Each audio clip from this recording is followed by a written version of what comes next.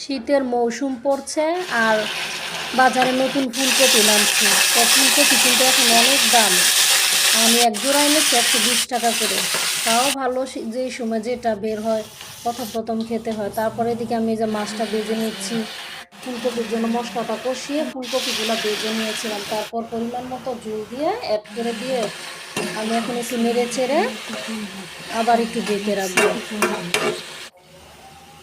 তারপর এই যে দেখেন আমি ঢেকে দিলাম। এখন বলক আসার পর আমি এখন মাছগুলো দিয়ে দিচ্ছি। বলক আসার পরে মাছ দিয়ে তারপর এখন আমি টমেটো আবার দিয়ে দিচ্ছি।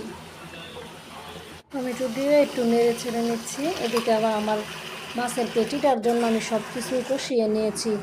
আদা বাটা, রসুন বাটা, মানে সব কিছু অ্যাড করে একসাথে দিয়ে কষিয়ে তারপরে এদিকে আমি মাছের পেটিটাকে বোনা করে নিচ্ছি। আর এদিকে আমার তরকারিটাও হয়ে যাচ্ছে। দেখেন আমার পেটিটা কিন্তু খুব সুন্দর হচ্ছে। তারপর আমার কপি বিরানের বলক এসে পড়ছে। এই যে দেখেন আমার রান্নাটা কেমন হয়েছে। আর এই যে আমার পেটি বোনাটা।